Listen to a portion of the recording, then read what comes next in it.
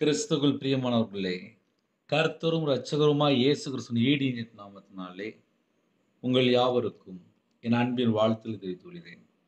தேவன் அருளிய அப்பம் பிரேயர் மினிஸ்ட்ரி சேனல் மூலியமாக உங்களோடு சந்திப்பதில் மிகுந்த மகிழ்ச்சி அடைகிறேன். இன்னைக்கு விசேஷமாக குட் ஃப்ரைடே, புனித வெள்ளி, கர்த்தருடைய பிள்ளைகள் ஆலயத்துக்கு கிளம்பிட்டு இருக்கீங்க. சிலுவையிலே 7 வார்த்தை எல்லா பக்கமும் சர்ச்சில் பேசிட்டு இருப்பாங்க. அதில் ஒரு சிறிய பாகமாக நம்ம தியானிப்போம். பிதாவே மன்னியும். முதலாவது பாவ மன்னிப்பு. இன்றைக்கு நீ என்னுடனே கூட பரதேசில் இருப்பாய். ரட்சிப்பு. இரண்டாவது. மூணாவது, ஸ்திரீயே அதோ உன் மகன், அதோ உன் தாய். பராமரிப்பு. மூணாவது. நாலாவது, என் தேவனே என் தேவனே ஏன் என்னை கைவிட்டீர். நாலாவது, கைவிடப்படல். ஐந்தாவது, தாகமாயிருக்கிறேன், ஆத்துமா தாகம். ஆறாவது, முடிந்தது, வெற்றி முழக்கம். ஏழாவது, பிதாவே உம்முடைய கைகளில் என் ஆவியை ஒப்புவிக்கிறேன். ஒப்புவித்தல். சிலுவையில் 7 வார்த்தைகள் எல்லா பக்கமும் ஒவ்வொரு சர்ச்சில் இன்னைக்கு தியானித்து கொண்டிருப்பாங்க. பெரிய வெள்ளிக்கிழமை அன்று எல்லா ஆலயத்திலுமே சிலுவை தியானம் நடந்து கொண்டிருக்கும். இயேசு கிறிஸ்து பாடுபட்டு சிலுவையில் மரித்த நாளை நினைவு கூறும் பொருட்டாகும். அந்த மரணத்தின் மூலம் அவர் பெற்று கொடுத்த மீட்பை குறித்து நினைவு கூறும் பொருட்டாகும். நாம் ஒவ்வொரு வருடமும் புனித வெள்ளியை அனுசரிக்கிறோம். இயேசு கிறிஸ்து பாடுபட்டார், அடிக்கப்பட்டார், நிந்திக்கப்பட்டார், இரத்தம் சிந்தினார், சிலுவையில் அறையப்பட்டு கோர மரணத்தை சந்தித்தார். இயேசு கிறிஸ்து சிலுவையில் அறையப்பட்டு 6 மணி நேரம் வேதனையோடு தொங்கிக் கொண்டு இருக்கும்போது 7 தடவை பேசுகிறார். சிலுவை மரணம் திடீரென்று இயேசுவின் மீது சுமத்தப்பட்டது அல்ல. இயேசு தம்முடைய ஊழியத்தின் தொடக்கத்திலிருந்தே சிலுவை என்னும் இலக்கை நோக்கி தான் சென்று கொண்டிருந்தார். பல முறை தமது சிலுவை மரணத்தையும் உயிர்த்தெழுதலையும் பற்றி பேசிக் கொண்டிருந்தார்.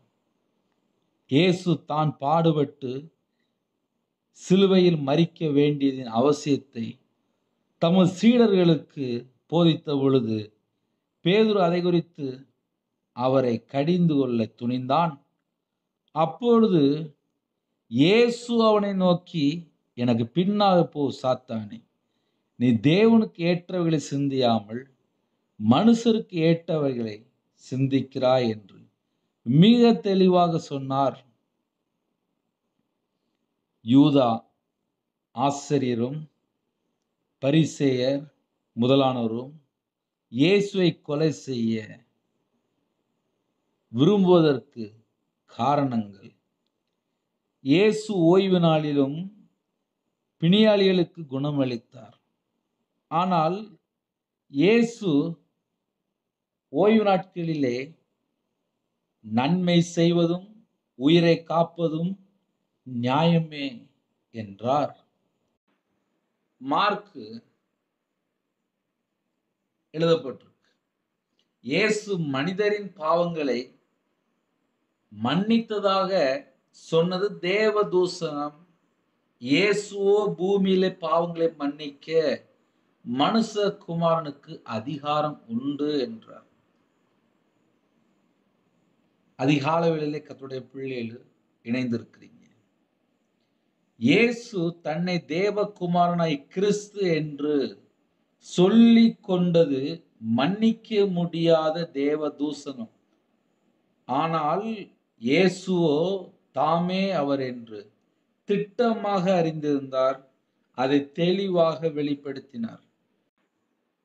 மார்க் எழுதின சுவிசேஷம் 4ஆம் அதிகாரம் 55 முதல் 66 ஆகிய வசனங்கள் எழுதப்பட்டிருக்கு. பரிசேயர் வேற்று சடங்காச்சாரங்களையும் மாயமாலத்தையும் இயேசு கடுமையாக கண்டித்தார். ஆசாரியர் கல்லர் கொகையாக்கிவிட்ட தேவாலயத்தை அவர் சுத்திகரித்தார். மத்தேயு சுவிசேஷம் 23ஆம் அதிகாரம் 13 முதல் 39 ஆகிய வசனங்கள், லூக்கா 20ஆம் அதிகாரம் 9 முதல் 19 ஆகிய வசனங்கள், 26, 39 ஆகிய வசனங்கள், யோவான் சுவிசேஷம் 2ஆம் அதிகாரம் 3 முதல் 17, மத்தேயு சுவிசேஷம் 21, 12 முதல் 16 ஆகிய வசனங்கள் ஒவ்வொரு வேத பகுதியிலும் எழுதப்பட்டிருக்கு. இயேசு குற்றமற்றவர் என்று பரிசேயரின் சேவகர்கள் யூதாஸ், ஏரோது, பிலாத்து போன்றவர்கள் உணர்த்தினர். இயேசு குற்ற நிவாரண பலி, மனித இனத்தை பாவங்களிலிருந்து மீட்கும் பொருட்டு மாசற்ற தேவகுமாரன இயேசு பஸ்கா பண்டிகையின் போது குற்ற நிவாரண பலியாக சிலுவையில் மரித்தார். ஹல்லேலூயா. முதலாம் வார்த்தை பாவ மன்னிப்பு. முதலாம் திருவசனம் லூக்கா சுவிசேஷம் 23ஆம் அதிகாரம் 34ஆம் வசனம். அப்பொழுது இயேசு, பிதாவே இவர்களுக்கு மன்னியும், தாங்கள் செய்கிறது இன்னதென்று அறியாதிருக்கிறார்களே என்றார். அவருடைய வஸ்திரங்களை அவர்கள் பங்கிட்டு சீட்டு போட்டார்கள். தன் சரீர வேதனையை மறந்து பிதாவை நோக்கி கூப்பிடுவது லெகுவான காரியம் அல்ல. வாழ்நாள் முழுவதும் பிதாவின் சித்தத்தை நிறைவேற்றினார். வாழ்நாள் முழுவதும் மன்னித்தார். மற்றவர்கள் மன்னிக்குமாறு போதனை கொடுத்தார். இப்போது பிதாவிடம் மன்னிக்குமாறு வேண்டுதல் செய்கிறார். இத்தனை தீமைகள் செய்த போதிலும் இவர்களுக்கு மன்னியும் என்று ஜெபித்தார். அவர்களுக்கு இரக்கம் காண்பிக்குமாறு மன்றாடினார். தமது காயங்களை காண்பித்து நமக்காக மன்னிப்பை அருளுமாறு பிதாவினிடம் வேண்டினார். இயேசு இப்போதும் நமக்காக ஜெபித்து கொண்டிருக்கிறார். பிதாவே இவர்களுக்கு மன்னியும், தாங்கள் செய்கிறது இன்னதென்று அறியாதிருக்கிறார்களே. பழைய ஏற்பாட்டிலே ஏசாயா 53ஆம் அதிகாரம் 5ஆம் வசனம், நம்முடைய மீறல் நிமித்தம் அவர் காயப்பட்டு, நம்முடைய அக்கிரமங்கள் நிமித்தம் அவர் நொறுக்கப்பட்டார், நமக்கு சமாதானத்தை உண்டு பண்ணும் ஆக்கினை அவர் மேல் வந்தது, அவருடைய தழும்புகளால் குணமாகிறோம் என்று நாம் வாசிக்கிறோம். நம்முடைய மீறல் நிமித்தம் அவர் காயப்பட்டார், நம்முடைய அக்கிரமங்கள் நிமித்தம் அவர் நொறுக்கப்பட்டார், நமக்கு சமாதானத்தை உண்டு பண்ணும் ஆக்கினை, தண்டனை அவர் மேல் வந்தது. 1 யோவான் 2ஆம் அதிகாரம் 1ஆம் வசனத்திலே, என் பிள்ளைகளே, நீங்கள் பாவம் செய்யாதபடிக்கு இவைகளை உங்களுக்கு எழுதுகிறேன். ஒருவன் பாவம் செய்வானானால் நீதிபரராய் இருக்கிற இயேசு கிறிஸ்து நமக்காக பிதாவினிடத்தில் பரிந்து பேசுகிறவராய் இருக்கிறார் என்று எழுதப்பட்டிருக்கு. இயேசு கிறிஸ்து போதிக்கும் போது மத்தேயு சுவிசேஷம் 5ஆம் அதிகாரம் 44ஆம் வசனத்திலே, நான் உங்களுக்கு சொல்கிறேன், உங்கள் சத்துருக்களை சிநேகியுங்கள், உங்களை சபிக்கிறவர்களை ஆசீர்வதியுங்கள், உங்களை பகைக்கிறவர்களுக்கு நன்மை செய்யுங்கள், உங்களை நிந்திக்கிறவர்களுக்காகவும் உங்களை துன்பப்படுத்துகிறவர்களுக்காகவும் ஜெபம் பண்ணுங்கள் என்று போதித்தார்.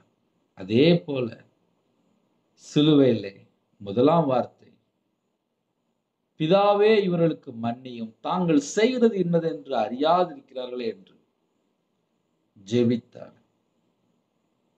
மத்தேயு சுவிசேஷம் 18ஆம் அதிகாரம் 35ஆம் வசனத்திலே, நீங்களும் அவன் தன் தன் சகோதரன் செய்த தப்பிதங்களை மனப்பூர்வமாய் மன்னியாமற் போனால் என் பரமபிதாவும் உங்களுக்கு இப்படியே செய்வார் என்றார். காலம் கடைசியா இருக்கு. மத்தேயு சுவிசேஷம் 18ஆம் அதிகாரம் 21 முதல் 35 ஆகிய வசனங்களிலே நாம் தியானிக்கும் போது மன்னிக்காத ஊழியர் என்ற ஊமையை நாம் அறிந்து கொள்ள முடியும். யாக்கோபு 2ஆம் அதிகாரம் 13ஆம் வசனத்திலே, ஏனென்றால் இரக்கம் செய்யாதவனுக்கு இரக்கமில்லாத நியாய தீர்ப்பு கிடைக்கும், நியாய தீர்ப்புக்கு முன்பாக இரக்கம் மேன்மை பாராட்டும் என்று எழுதப்பட்டிருக்கு. அப்படின்னா என்ன பிரதர் அர்த்தம் அப்படின்னா, இரக்கம் செய்யாதவனுக்கு இரக்கமில்லாத நியாய தீர்ப்பு கிடைக்கும். ஒரு ஆத்துமா அழிந்து போயிட்டு இருக்கு, ஒரு இரக்க குணம் நமக்கு வேணும், மன்னிக்கிற சுபாவம் வேணும், பரிந்து பேசுகிற சுபாவம் வேணும், நன்மை செய்ய வேண்டும். இயேசு கிறிஸ்து நன்மை செய்ய சுற்றி திரிந்தார். அப்ப கர்த்தருடைய பிள்ளைகள் நமக்கு என்ன வேணும் அப்படின்னா, இரக்க குணம் வேண்டும். ஒருவேளை நான் எதுக்கு மன்னிக்கணும் அப்படின்னு சில குடும்பத்திலே இருப்பாங்க, வெளியே தெரியாது. இரக்கம் செய்யாதவனுக்கு இரக்கம் இல்லாத நியாய தீர்ப்பு கிடைக்கும் என்று எழுதப்பட்டு, நியாய தீர்ப்புக்கு முன்பாக மேன்மை, இரக்கம் தான் மேன்மை பாராட்டு. கொலோசியர் 3ஆம் அதிகாரம் 13ஆம் வசனத்திலே, ஒருவருக்கொருவர் தாங்கி என்று எழுதப்பட்டிருக்கு. ஒருவர் பேரில் ஒருவருக்கு குறைபாடு உண்டானால் கிறிஸ்து உங்களுக்கு மன்னித்தது போல, அந்த வேலை ரொம்ப முக்கியம்.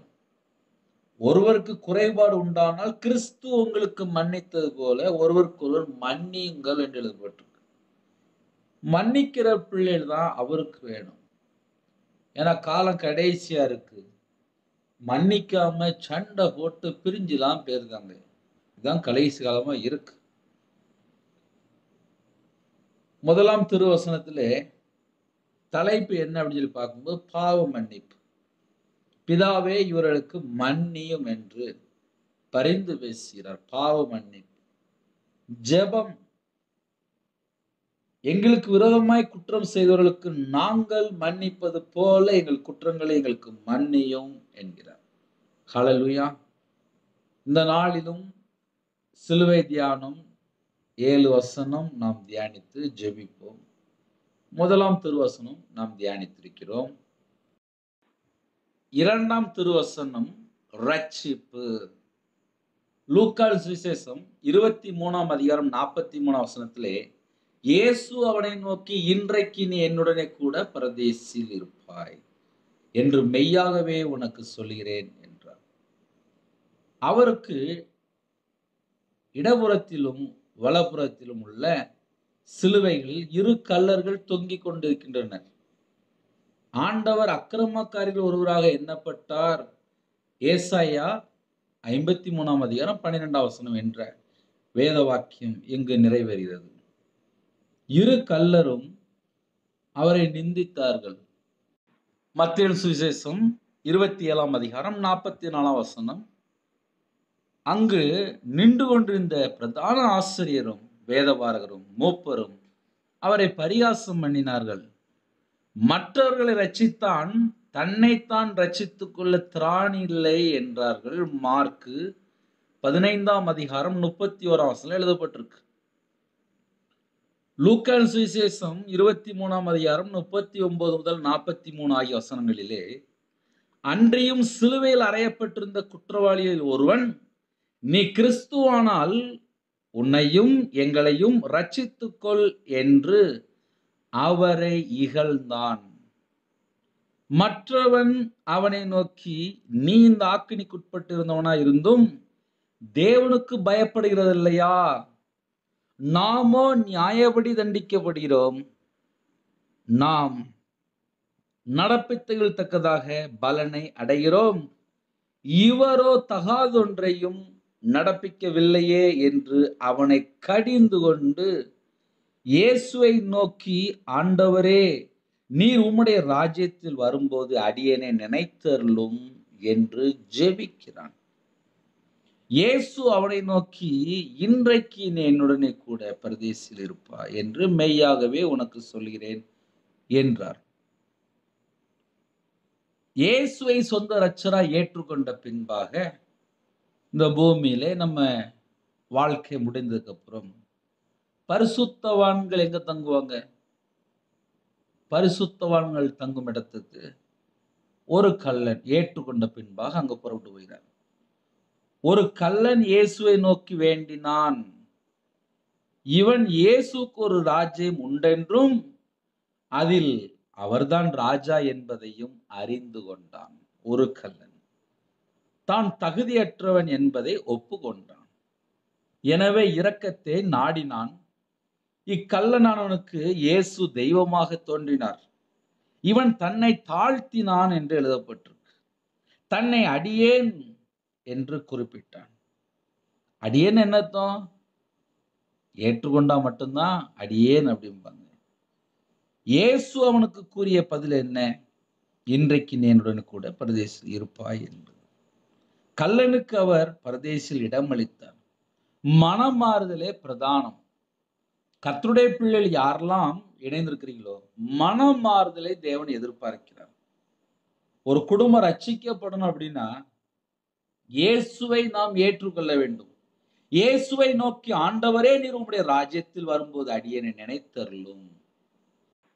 ஒரு கள்ளன் பார்த்தா அப்படியே இருக்கிறாரு. இன்னொரு கள்ளன் பார்த்தா இயேசுவை ஏற்றுக்கொள்கிறார். ஏற்றுக்கொண்ட உடனே அவர் முதல் வார்த்தை என்ன சொன்னார்? ஆண்டவரே, ஆண்டவரே, நீர் உம்முடைய ராஜ்யத்தில் வரும்போது அடியேனை நினைத்தருளும் அப்படின்னு சொல்லி நேரா அர்ப்பணிச்சிட்டார். அவ்வளவுதான்.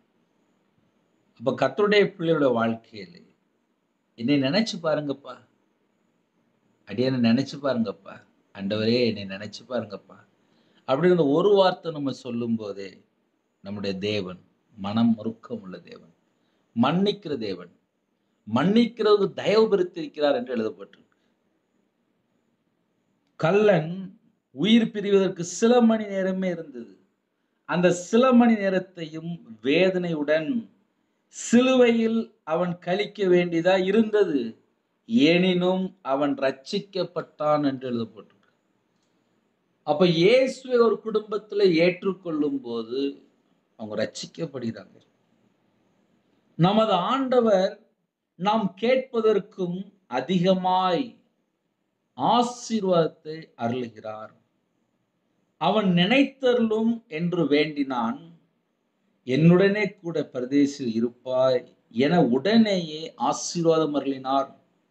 அப்ப கர்த்தருடைய பிள்ளைகள் 2ஆம் திருவசனத்திலே ரட்சிப்பு என்ற தலைப்பை நாம் பார்க்கும்போது, இன்றைக்கு நீ என்னுடனே கூட பரதேசில் இருப்பாய். ஹல்லேலூயா.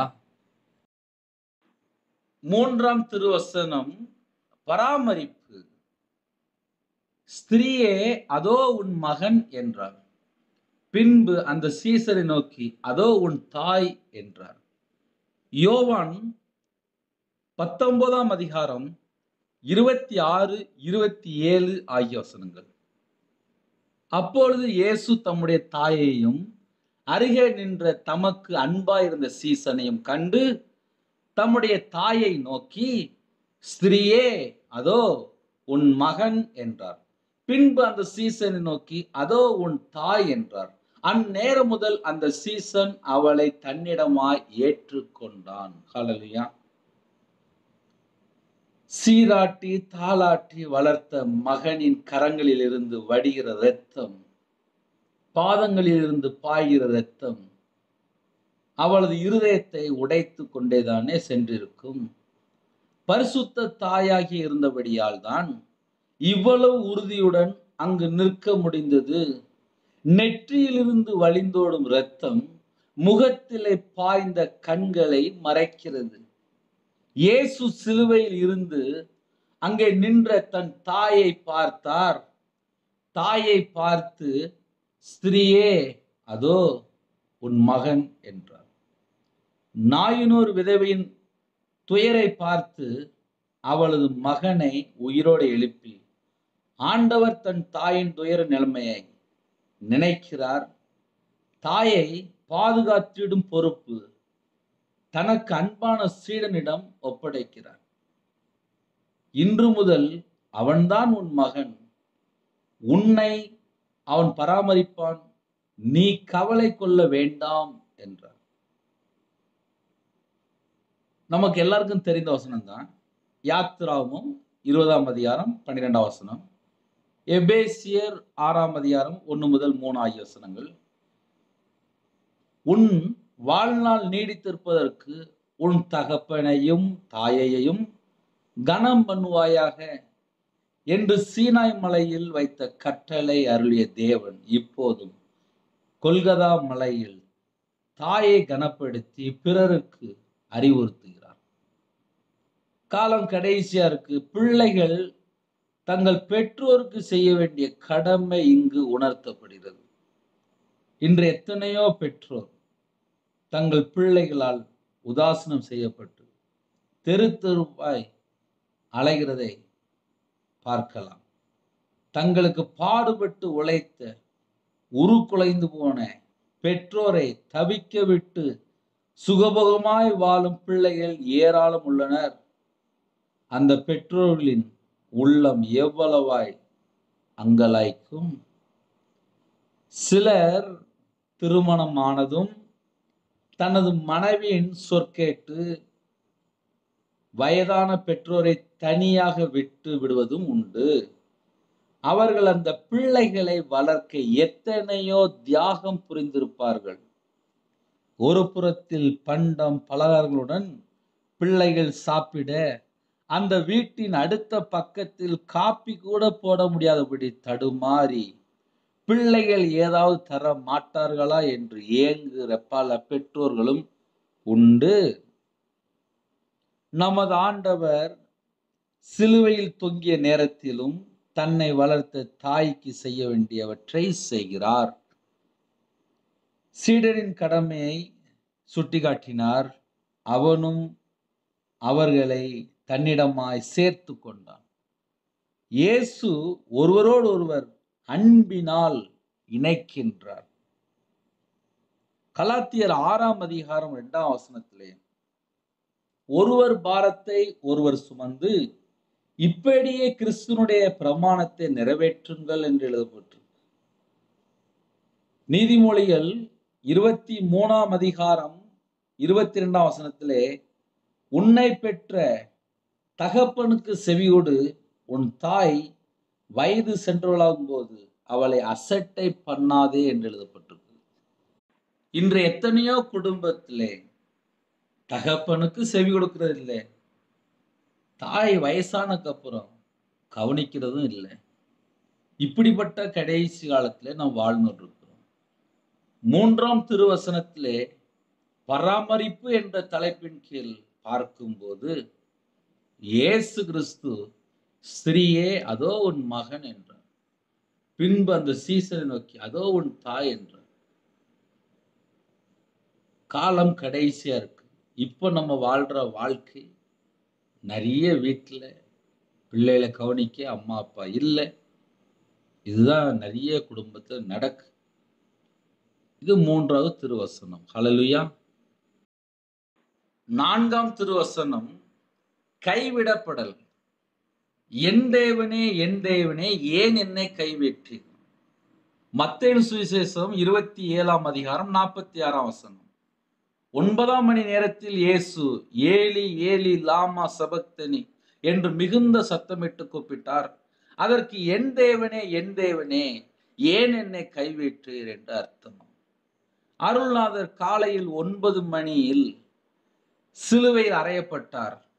9 மணி முதல் 12 மணி வரை சூரியன் அதிகமாய் பிரகாசித்தது. இவ்வேளையில்தான் இயேசுநாதர் முதல் 3 வசனங்களையும் சிலுவையில் இருந்து பொழிந்தார். திடீரென்று 12 மணியிலிருந்து 3 மணி வரை இருள் சூழ்ந்து இவ்விருள் இயேசுவின் முகத்தை பிறர் காணாதவாறு மறைத்தது. அங்கு நின்றவர்கள் அனைவரும் திகைத்தனர். சிருஷ்டிகர் சிலுவையில் வேதனையின் உச்ச நிலை அடைந்த போது சிருஷ்டிகளால் அதனை பொறுத்து கொள்ள முடியவில்லை. காற்றையும் கடலையும் அதட்டி அமைதிப்படுத்தியவர் படும் வேதனையை சிருஷ்டிகளால் சகித்திட முடியவில்லை.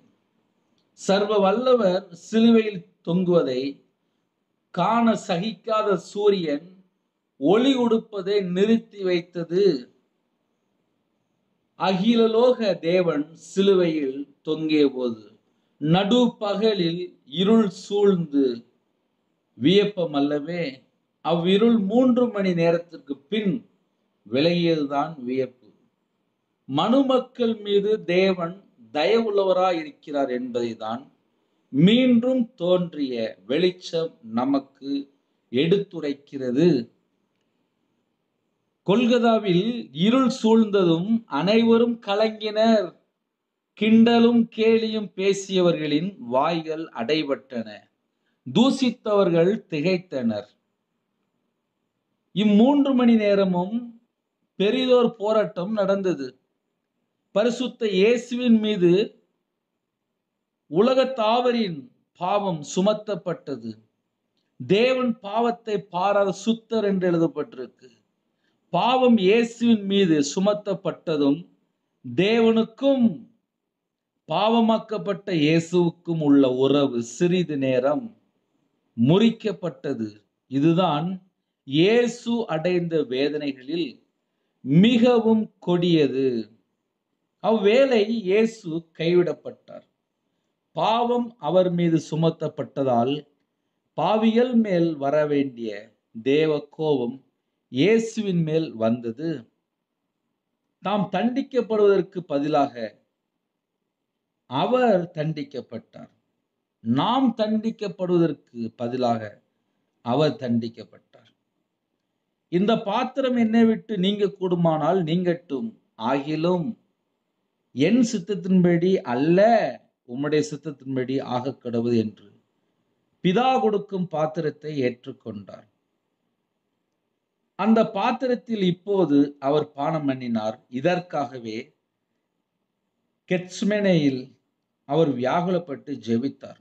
அந்த பாத்திரத்தில் இப்போது பானம் பண்ணின தேவ சித்தத்தை நிறைவேற்றினார்.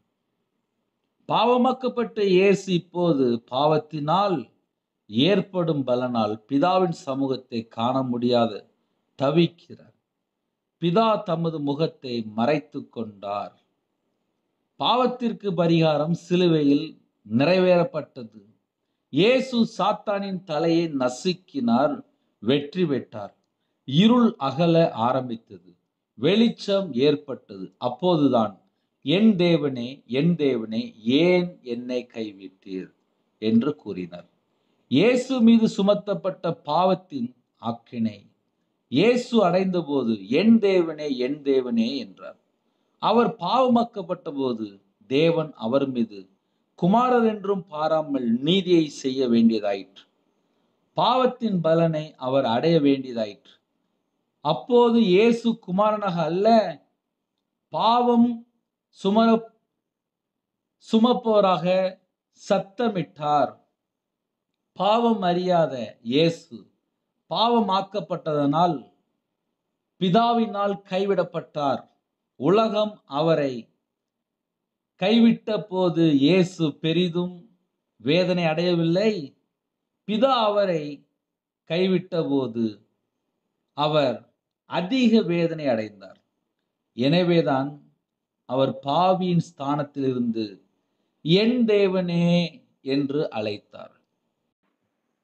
ஏசாயா 53ஆம் அதிகாரம் 4 ஆகிய வசனங்களிலே மெய்யாகவே அவர் நம்முடைய பாடுகளை ஏற்றுக்கொண்டு நம்முடைய துக்கங்களை சுமந்தார்.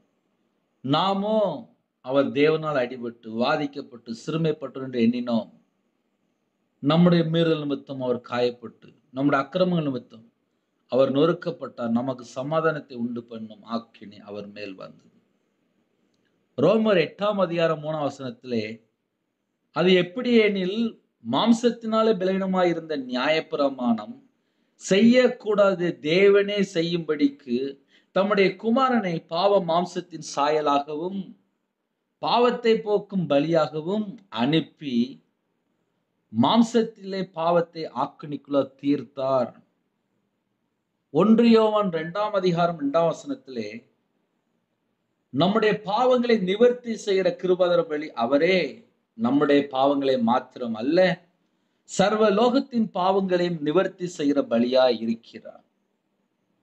22ஆம் சங்கீதம் 1ஆம் வசனத்திலே என் தேவனே ஏன் என்னை கைவிட்டு எனக்கு உதவி செய்யாமலும் நான் கதறி சொல்லும் வார்த்தைகளை கேளாமலும் ஏன் தூரமாயிருக்கிறீர் என்று எழுதப்பட்டிருக்கு.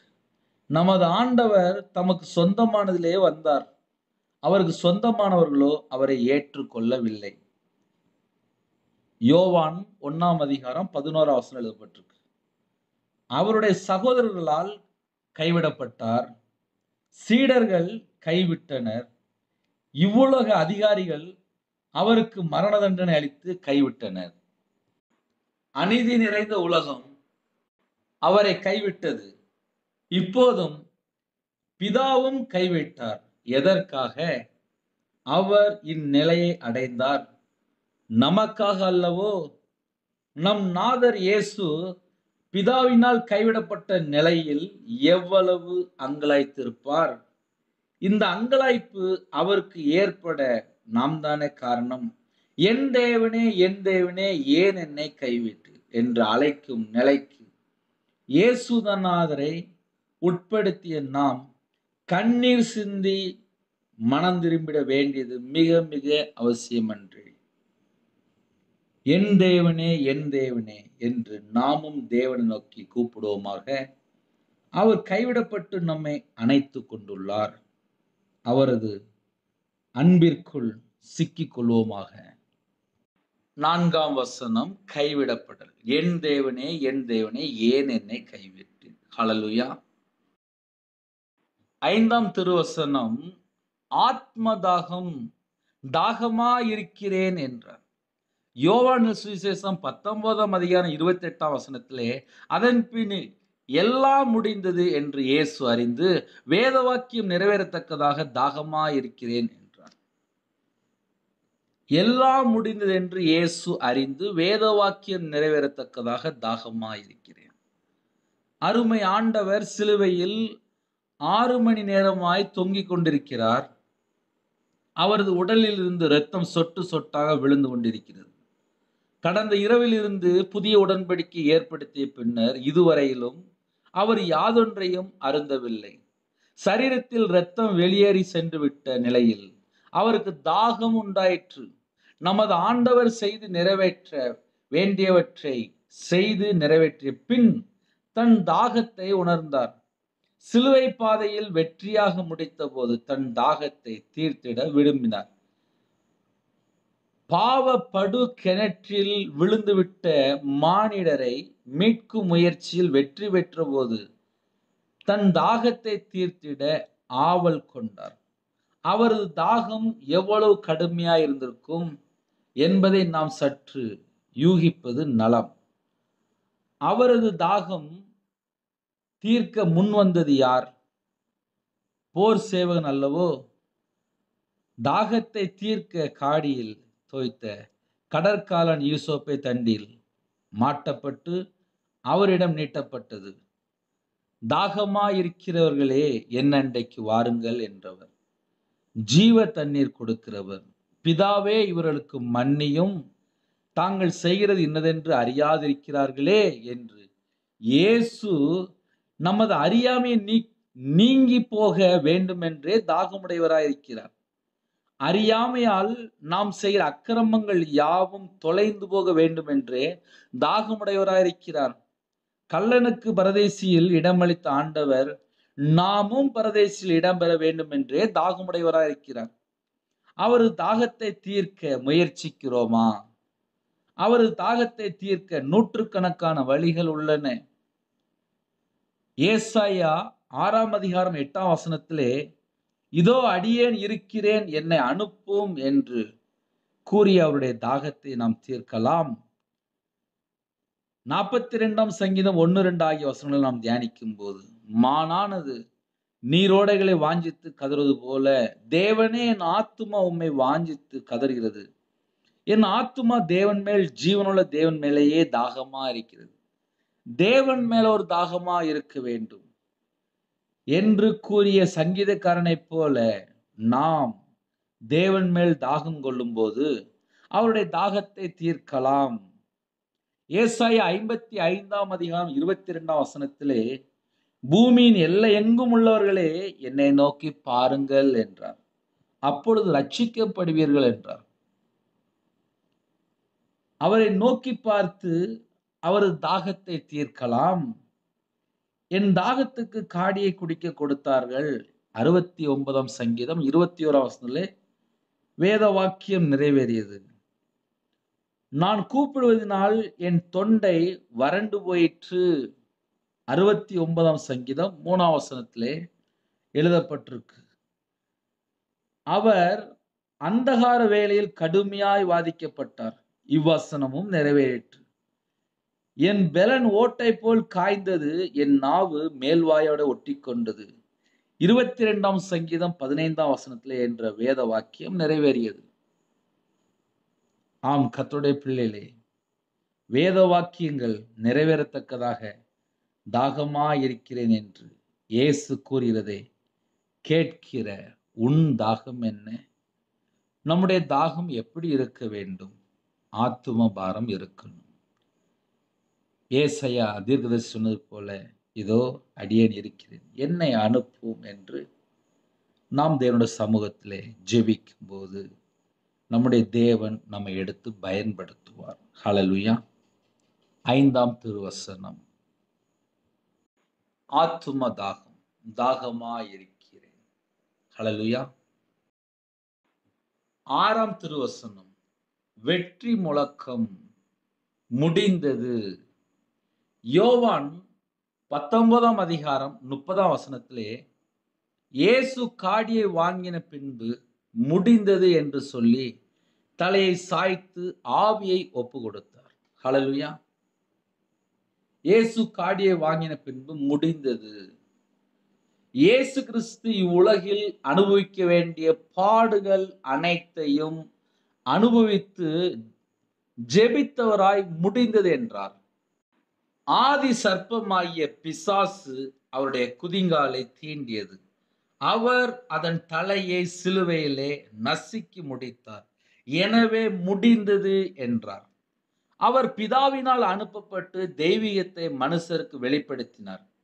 தேவனை மனிதர் எந்த அளவிற்கு அறிந்து கொள்ள வேண்டுமோ அந்த அளவிற்கு தேவனை மனிதனுக்கு அறிவித்து காண்பித்து தமது கிரியையை முடித்தார். எனவே முடிந்தது என்றார்.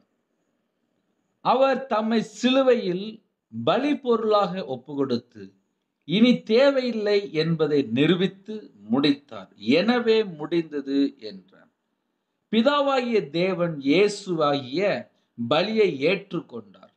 பலி ஏற்றுக்கொள்ளப்பட்டதன் மூலம் தேவனுக்கும் மனிதனுக்கும் இடையே இருந்த பிளவு நீக்கப்பட்டு ஒப்புரவாக்குதல் ஏற்படுத்தப்பட்டு முடிந்தது. இயேசு பிதாவின் சித்தத்தை நிறைவேற்றி முடித்தார். உம்முடைய சித்தத்தின்படியே ஆக கடவுது என்று கூறிய இயேசு பிதாவின் சித்தம் அனைத்தையும் நிறைவேற்றி முடித்து மகிழ்ச்சியுடன் முடிந்தது என்றார். இயேசு இவ்வளவு வாழ்க்கையை முடித்தார். இவ்வுலக வாழ்க்கையின் போது செய்ய வேண்டியது அனைத்தையும் செய்து முடித்தார். அவ்விதமாய் முடித்து தன் வாழ்க்கையையும் முடித்து முடிந்தது என்றார். அவரை பற்றி கூறப்பட்ட முன் அடையாளங்கள் நிறைவேறி முடிந்தன. அவர் இவ்வுலகில் செய்ய வேண்டியதை பற்றி கூறப்பட்ட தீர்க்க தரிசனங்கள் நிறைவேறப்பட்டு முடிந்தன. எனவே முடிந்தது என்றார். மகத்தான ரட்சிப்பின் கிரியையை இயேசு சிலுவையில் நிறைவேற்றி முடித்தார். ஆகவே அவர் முடிந்தது என்றார். பஸ்கா ஆடு அவரில் அடிக்கப்பட்டு முடிந்தது. இனி பஸ்கா ஆடு அடிக்கப்பட வேண்டியதில்லை. எனவே அவர் முடிந்தது என்றார். புதிய ஏற்பாட்டிலே யோவான் சுவிசேஷம் 14ஆம் அதிகாரம் 4ஆம் வசனத்திலே, பூமியிலே நான் உம்மை மகிமைப்படுத்தினேன். நான் செய்யும்படி நீர் எனக்கு நியமித்த கிரியையை செய்து முடித்தேன் என்றார். நமது நித்திய ஜீவனுக்கானவைகள் எல்லாம் செய்து நிறைவேறப்பட்டு முடிந்தன. நமது ஆதி பிதாக்கள் இழந்துவிட்ட பரதேசை நமக்கு தருவதற்கான கிரியைகள் யாவையும் இயேசு செய்து முடித்து முடிந்தது என்றார். ஹல்லேலூயா. அடிமைத்தனம் முடிந்தது. கர்த்தராகிய கிறிஸ்து சிலுவையில் மாந்தருக்காய் செய்ய வேண்டிய கிரியைகள் அனைத்தையும் செய்து முடித்து முடிந்தது என்று வீர முழக்கமிட்டார். ஹல்லேலூயா. 6ஆம் திருவசனம் வெற்றி முழக்கம் முடிந்தது. 7ஆம் திருவசனம் ஒப்புவித்தல். பிதாவே உம்முடைய கைகளில் என் ஆவியை ஒப்புவிக்கிறேன். லூக்கா சுவிசேஷம் 23ஆம் அதிகாரம் 46ஆம் வசனம். இயேசு பிதாவே உம்முடைய கைகளில் என் ஆவியை ஒப்புவிக்கிறேன் என்று மகா சத்தமாய் கூப்பிட்டு சொன்னார். இப்படி சொல்லி ஜீவனை விட்டார். பிதாவே உம்முடைய கைகளில் என் ஆவியை ஒப்புவிக்கிறேன். இயேசு 7வதாகவும் கடைசியாகவும் இவ்வார்த்தைகளை கூறினார். அவரது ஆவியை அவரிடமிருந்து யாராலும் எடுத்துக்கொள்ள முடியாது. அவர் தாமாகவே பாடுகளை ஏற்றுக்கொண்டார். அவர் தாமாகவே சிலுவை மரணத்தையும் ஏற்றுக்கொண்டார். அவர் தனது வாழ்க்கை முழுவதும் பிதாவின் சித்தத்தையே நிறைவேற்றினார். நிறைவேற்றி முடிந்ததும் முடிந்தது என்றார். பின்னர் தனது ஆவியை அவரிடமே ஒப்படைத்தார். 4ஆம் திருவசனத்தை சொல்லும்போது தேவனே என்று அழைத்தார். ஆனால் இப்போது மீண்டும் பிதாவே என்கிறார். பாவத்தை ஏற்றுக்கொண்டு அதற்கான தண்டனையை அனுபவித்த போது தேவனே என்றார். தன்னை ஏற்று முடிந்ததும் மீண்டும் பிதா குமாரன் உறவுக்குள் வந்து விட்டதை நமக்கு அறிவுறுத்தும் வண்ணம் இப்பொழுது பிதாவே என்றார். 31ஆம் சங்கீதம் 5ஆம் வசனத்திலே உமது கையில் என் ஆவியை ஒப்புவிக்கிறேன் என்று உதட்டளவில் சொல்லுதல் முழுவதுமாய் கிறிஸ்துவுக்கு ஒப்படைத்து விட்டானால் அவனது வாழ்க்கை பரிமளம் வீசுகிறதாய் இருக்கும். அவனில் மரண பயம் இருக்காது. என் நிமிடத்திலும் அவரது சந்நிதியில் சேர்ந்திட ஆயத்தமாயிருப்பான். அப்போஸ்தலர் 7ஆம் அதிகாரம் 59ஆம் வசனத்திலே கர்த்தராய் இயேசுவே என் ஆவியை ஏற்றுக்கொள்ளும் என்று ஸ்தேவான் தொழுது கொள்கையில் அவனை கல்லெறிந்தார்கள் என்று எழுதப்பட்டிருக்கு. இயேசு கிறிஸ்துவின் மரணம் ஜீவ வாசலாக்கப்பட்டது. அதுதான் ஒரு முக்கியமான பாயிண்ட். இயேசு கிறிஸ்துவின் மரணம் ஜீவ வாசலாக்கப்பட்டது. ஸ்தேவான் கல்லெறியப்பட்டு மரணத்தை நெருங்கிய போது கர்த்தராய் இயேசுவே என் ஆவியை ஏற்றுக்கொள்ளும் என்று ஜெபித்தார். நம்ம அந்த பூமியிலே எத்தனை வருஷம் வாழ போறோம்? கொஞ்சம் வருஷம். இந்த வாழ்க்கை முடிந்ததுக்கு அப்புறம் நம்ம நித்திய ஜீவனுக்குள்ள போகணும். இயேசு கிறிஸ்து நமக்கு ஜீவ வாசலாக்கப்பட்டார். பரலோக வாசலை திறந்து கொடுத்தார். ஹல்லேலூயா. எபிரேயர் 2ஆம் அதிகாரம் 14, 15 ஆகிய வசனங்களிலே பிள்ளைகள் மாம்சத்தையும் இரத்தத்தையும் உடையவர்களாய் இருக்க அவரும் அவர்களைப் போல மாம்சத்தையும் இரத்தத்தையும் உடையவரானார். மரணத்துக்கு அதிகாரியாகிய பிசாசானவனை தமது மரணத்தினாலே அழிக்கும்படிக்கும் ஜீவகாலமெல்லாம் மரண பயத்தினாலே அடிமைத்தனத்திற்குள்ளானவர்கள் யாவரையும் விடுதலை பண்ணும்படிக்கும் அப்படியானார் என்ற பிரகாரம் இயேசுவின் கடைசி சிலுவை திருவசனம் நம்மை தைரியப்படுத்துகிறது. கர்த்தருடைய பிள்ளைகளுக்கு ஒரு தைரியம் வேணும். சில குடும்பத்திலே ஜீவகாலம் எல்லாம் மரண பயத்தில் இருப்பாங்க.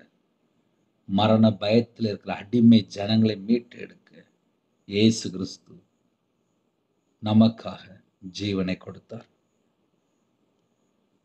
சிலுவை அருகிலேயே நெருங்கி வருவோமாக. அங்கு நமது வாழ்க்கையின் ஒவ்வொரு பகுதிக்கும் ஏற்ற பரிகாரம் உள்ளது.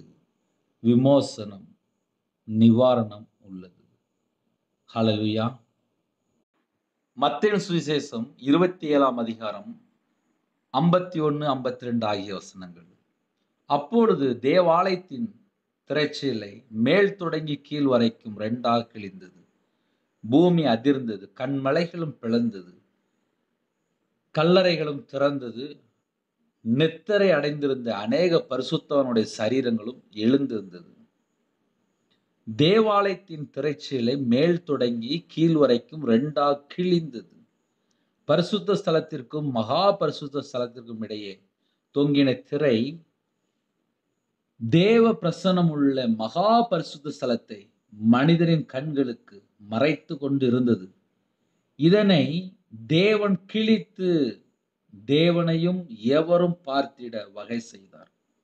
தேவனுக்கும் மனிதருக்கும் இடையே இருந்த பாவத்திரை கிழிக்கப்பட்டதை இது குறிப்பிடுகிறது. சகல மனிதரின் பாவமும் மன்னிக்கப்பட வழி பிறந்தது. பூமி அதிர்ந்தது, கன்மலைகள் பிளந்தன. கிறிஸ்துவின் மரணத்தினால் பூமி அதிர்ந்ததே. கிறிஸ்துவின் மரணம் உன்னை அதிர பண்ணுகிறதா? கன்மலைகள் பிளந்தன, உன் கல் போன்ற மனம் உடைந்துள்ளதா? கல்லறைகள் திறந்தன, உன் இருதயம் திறக்கப்பட்டுள்ளதா? அல்லது இருதயத்திலே நாற்றம் அடிக்கிறதா? நித்திரை அடைந்திருந்த அநேக பரிசுத்தவனுடைய சரீரம் எழுந்தன. சிலுவையில் அறையப்பட்டவர்களின் கால் எலும்புகளை முறிப்பது வழக்கம். கால் எலும்புகளை முறிக்கும் போது சிலுவையில் தொங்கும் ஆளின் சரீரபாரம் முழுவதும் கைகளை தாக்கும். நோவு அதிகமாகும். இந்நோவினால் சிலுவையில் தொங்கும் நபர் வெகு சீக்கிரத்தில் மரித்து விடுவதும் உண்டு. எனவே கல்லர்களின் கால் எலும்புகளை போர் சேவகர் முறித்தனர். அவர்கள் இயேசு அண்டையில் வந்தபோது அவர் மரித்து போனதை கண்டு கொண்டனர். எனவே அவரது கால் எலும்புகளை அவர்கள் முறிக்கவில்லை என்று எழுதப்பட்டிருக்கு. ஹல்லேலூயா. பிதாவே, உம்முடைய கைகளில் என் ஆவியை ஒப்புவிக்கிறேன். சிலுவை தியானம் பெரிய வெள்ளிக்கிழமை எல்லாரும் காலையில சர்ச்சு கிளம்பிட்டு இருப்பீங்க. பிதாவே மன்னியும். முதலாவது பாவ மன்னிப்பு. இன்றைக்கு நீ என்னுடனே கூட பிரதேசத்தில் இருப்பாய். ரட்சிப்பு. மூணாவது, ஸ்திரீயே அதோ உன் தாய், அதோ உன் மகன், பராமரிப்பு. நாலாவது, என் தேவனே என் தேவனே ஏன் என்னை கைவிடப்படல். ஐந்தாவது, தாகமா இருக்கிறேன், ஆத்துமா தாகம். ஆறாவது, முடிந்தது, வெற்றி முழக்கம். ஏழாவது, ஒப்புவிக்கிறேன், ஒப்புவித்தல். கர்த்தருடைய பிள்ளைகள் பெரிய வெள்ளிக்கிழமை சர்ச்சை கிளம்பிட்டு இருப்பீங்க. ஒரு சின்ன ஜெபம் பண்ணி முடித்து விடுவோம். கண்களை மூடி இருக்கிற இடத்துல முழங்கால் படிட்டு ஜெபம் செய்வோம். அன்பின் கர்த்தாவே, நன்றியோடு துதிக்கிறோம்ப்பா. பெரிய வெள்ளிக்கிழமை எத்தனையோ குடும்பத்தில் ஆலயத்துக்கு கிளம்பிட்டு இருப்பாங்க. எல்லாரும் உம்முடைய சமூகத்திலே காத்திருக்கணும். இந்த நாளிலும் எங்களுக்காக தான்ப்பா நீங்கள் ஜீவனை தந்தீங்க. சிலுவை தியானத்தை 7 வார்த்தை தியானிக்க கர்த்தர் கொடுத்த நல்ல கிருபைகளுக்கு ஸ்தோத்திரம். பொறுமையோடு இவ்வளவு நேரம் கேட்டாங்கப்பா. ஒவ்வொரு குடும்பத்தையும் ஆசீர்வதிங்க. ஒவ்வொரு குடும்பமும் பாவ மன்னிப்பை பெற்றுக்கொண்டு ரட்சிக்கப்படணும்.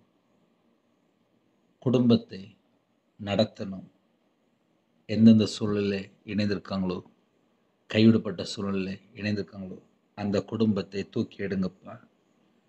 யாரெல்லாம் இணைந்திருக்காங்களோ ஆத்தும தாகத்தை தாங்கப்பா. வெற்றி முழக்கம். எங்களுடைய வாழ்க்கையில் இந்த பூமியில வாழ்ற கொஞ்ச காலம் கர்த்தருக்காக வாழ்ந்து நாங்களும் வெற்றி முழக்கமாக கடைசி நேரத்தில் சொல்லணும். எங்களுக்கு அந்த கிருபை தாங்கப்பா. பிதாவே, உம்முடைய கைகளில் என் ஆவியை ஒப்புவிக்கிறேன்னு சொன்னது போல கடைசி காலத்தில் வாழ்ந்துருக்கும் ஒவ்வொரு நாளும் கர்த்தருக்காக வாழ்ந்து கடைசியில் ஒப்புவிக்கிற பிள்ளைகளாக இருக்கணும். உம்முடைய கரத்தில் அர்ப்பணிக்கிறோம். ஜெபிக்கிற குடும்பத்தை கர்த்தர் ஆசிரியங்க. புது கிருபையால் நிரப்புங்க. உம்முடைய பிரசன்னத்தால் மூடுங்க. உம்முடைய கிருபையால் நிரப்புங்க. இந்த நாளை கர்த்தர் ஆசீர்வதித்தாங்க. எல்லா குடும்பத்தையும் உம்முடைய ஜீவனுக்குள்ள அர்ப்பணிக்கிறோம். பிதா, குமாரன், பரிசுத்த நாமத்தில் முத்திரை போட்டு உம்முடைய இரத்த கொட்டைகளை வேலை அடைத்து மூடி மறைத்து பாதுகாத்துள்ளோம். யாரெல்லாம் இணைந்திருந்தாங்களோ அந்த குடும்பத்தை கர்த்தர் 1000 மடங்கு ஆசீர்வதிங்க. வெளியில் புறப்படுறாங்க எல்லா குடும்பத்தையும் கர்த்தர் பொறுப்படுத்துங்க. சரீரத்தில் பலவீனத்தோடு யாரெல்லாம் ஜெபித்தாங்களோ உம்முடைய தழும்புல கரத்தினால தொட்டு சுகமாக்கித்தாங்க. எல்லா குடும்பத்தையும் கர்த்தர் பொறுப்படுத்துங்க. உம்முடைய கரத்தில் அர்ப்பணிக்கிறோம். துதி கன மகிமை எல்லாம் ஒருவருக்கே செலுத்துகிறோம். இயேசு கிறிஸ்துவின் பிதாவே ஆமென். தேவனுக்கே மகிமை உண்டாவதாக. கர்த்தர் தாமே உங்களையும் உங்கள் குடும்பத்தின் சகல காரியத்திலும் சம்பூர்ணமாக திருப்தியாக கர்த்தர் கொண்டு பரிபூர்ணமாக ஆசீர்வதிப்பாராக. ஆமென். கர்த்தராகிய இயேசு கிறிஸ்துவின் கிருபையும் பிதாவாகிய அன்பும் பரிசுத்தனுடைய ஐக்கியமும் இப்பொழுதும் எப்பொழுதும் சதா காலங்களிலும் நம் அனைவரும் கொடுப்பதாக. ஆமென். கிறிஸ்துவில் பிரியமானவர்களே, 9363064181 நம்பர் கொண்டால் உங்களுக்காக ஜெபிப்போம். God bless you. Thanks for watching. Please subscribe our channel. Click the like and share. Click the bell. God bless you.